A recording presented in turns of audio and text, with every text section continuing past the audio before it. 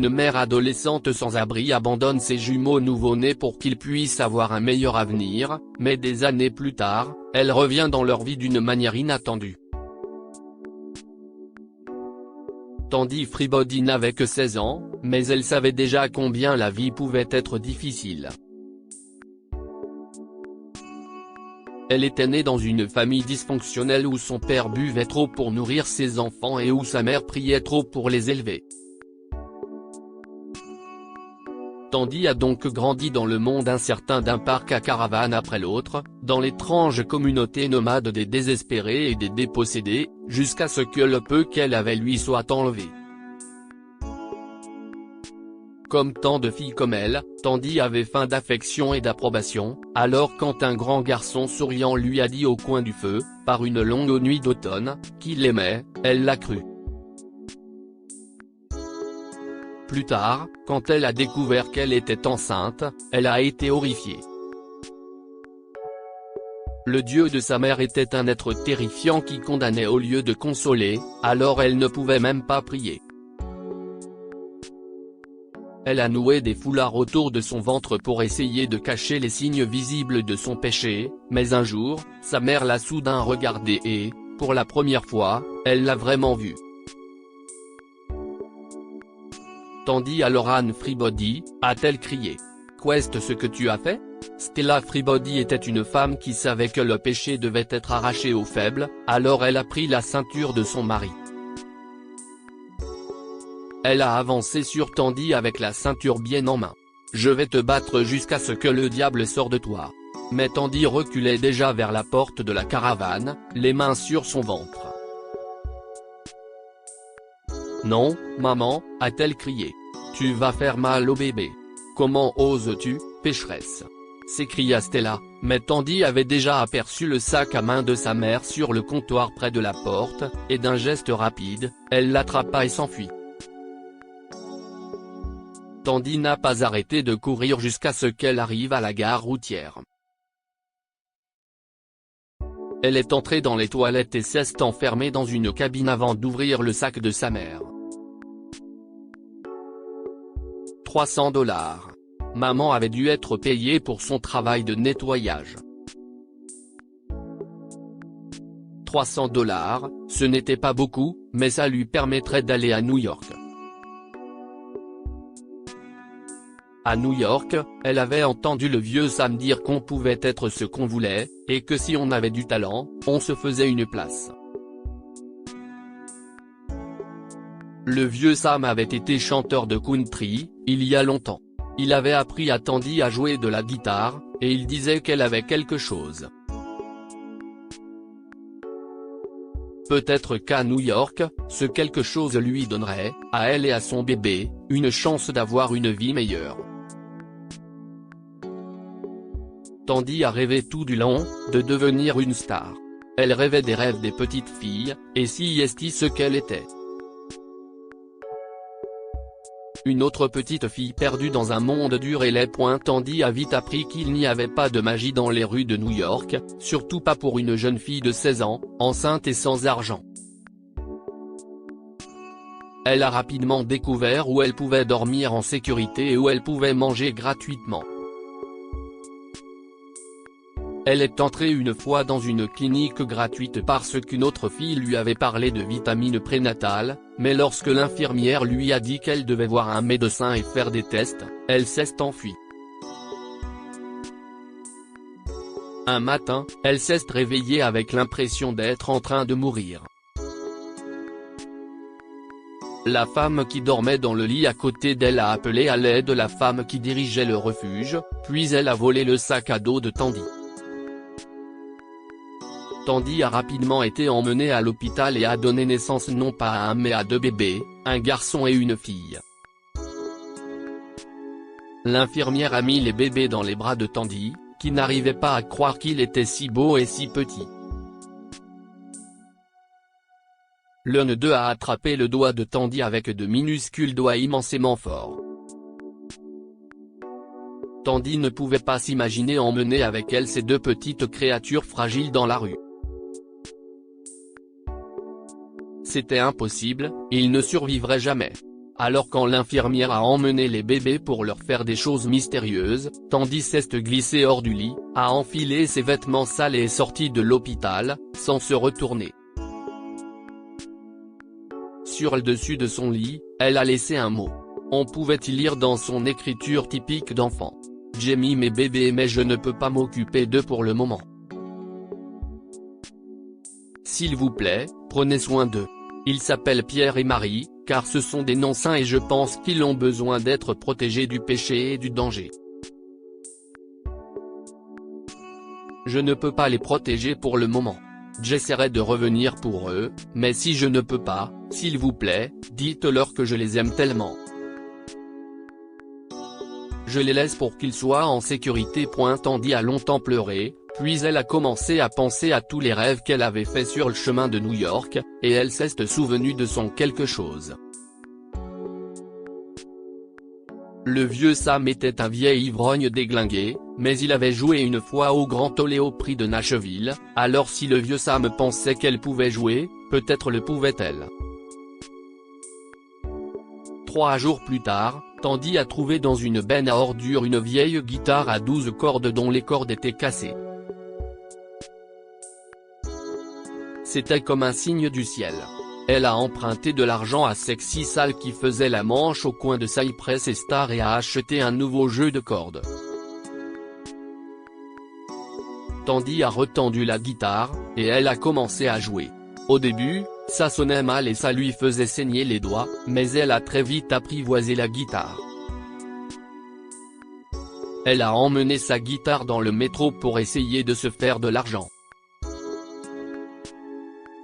Au début, elle jouait toutes les vieilles chansons que le vieux Sam lui avait apprises, Patsy Cline, et Kenny Rogers, et Glenn Campbell, mais ensuite elle a commencé à jouer ses propres chansons, des chansons sur l'amertume d'être seule et la douceur d'être libre, et les gens aimaient ça. Un jour, un type s'est approché d'elle. « Salut toi, tu fais la tendance sur YouTube », lui dit-il en souriant et en agitant son téléphone devant elle. Tandy l'a regardé fixement. « Moi ? Sur YouTube ? » demande-t-elle, déconcertée. Il lui a montré et elle était là, avec des millions de vues. Le même jour, une équipe de tournage d'une chaîne de télévision l'a interviewée, et 2 jours plus tard, une chanteuse célèbre est descendue dans le métro pour lui parler. « Chérie, dit la femme avec sa célèbre voix de fumeur, j'ai mis ta chanson. » Laquelle ? A demandé Tandy, et elle a commencé à les jouer l'une après l'autre. La chanteuse a aimé les chansons, et elle a dit que Tandy était un auteur-compositeur doué et qu'elle voulait acheter certaines de ses chansons. Il a fallu beaucoup de temps à Tandy pour mettre les pieds sur terre, et quand elle a eu plusieurs de ses chansons dans les charts, elle a décidé qu'il était peut-être temps de chercher ses enfants. Tandy les a trouvés, et pendant longtemps, elle les a simplement regardés. Elle a vu qu'ils étaient aimés et heureux. Elle les a vus courir vers leur père quand ils rentraient, et jouer avec leur mère dans le jardin. Elle a vu que ses enfants avaient quelque chose qu'elle n'avait jamais eu et que si elle entrait dans leur vie en ce moment, elle leur ferait plus de mal que de bien. Elle a donc décidé de s'éloigner d'eux. Elle a pris sa décision assise sur un banc en face de leur école, et les larmes coulaient sur son visage. Puis elle a entendu une voix. « Madame, vous allez bien ?» C'était Marie, sa fille, et elle regardait Tandy avec inquiétude et gentillesse. « Oui, je vais bien, dit Tandy. Pourquoi est-ce que vous pleurez ? Demanda Marie. « Je suppose que je suis triste parce que je dois laisser quelque chose derrière moi, répondit Tandy, et Marie s'assit à côté d'elle et lui prit la main. Écoutez, mon frère et moi avons perdu notre mère quand nous étions bébés. Elle a dû nous quitter pour que nous soyons heureux, a expliqué Marie. Mais nous savons qu'elle nous aime toujours. je suis sûr que la personne que vous avez quittée sait que vous l'aimiez aussi, et l'amour est tout ce qui compte. Tandis s'est éloigné en se souvenant des mots de sa propre fille, l'amour est tout ce qui compte. Elle a écrit une chanson à ce sujet, qui a été un succès, et elle a accepté sa décision, même si elle continuait à regarder Marie et Peter de temps en temps. L'année où Marie et Peter ont eu 18 ans, Tandy se tenait devant leur porte, essayant de les apercevoir, lorsque la porte s'est soudainement ouverte et que Marie est sortie en pleurant. Marie a traversé la rue sans regarder, et Tandy l'a suivie. Finalement, Marie s'est assise sur un muret près du lac et Tandy s'est approchée d'elle. « Chérie, dit-elle, tu vas bien ?»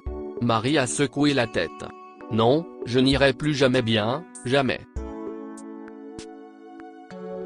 Pourquoi pas ?» a demandé Tandy avec douceur. « Je suis enceinte », a dit Marie.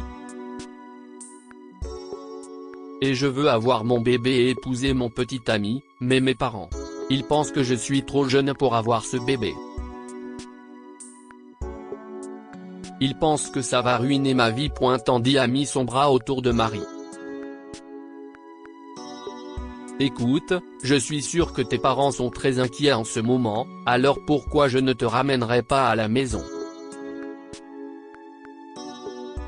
Parler des choses est le seul moyen de les résoudre. » Marie était réticente, mais Tandy a insisté. Elle appela son chauffeur et lui demanda de les ramener, elle et Marie, à la maison de cette dernière.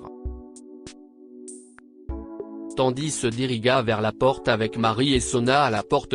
La mère de Marie a ouvert la porte, et elle pleurait aussi.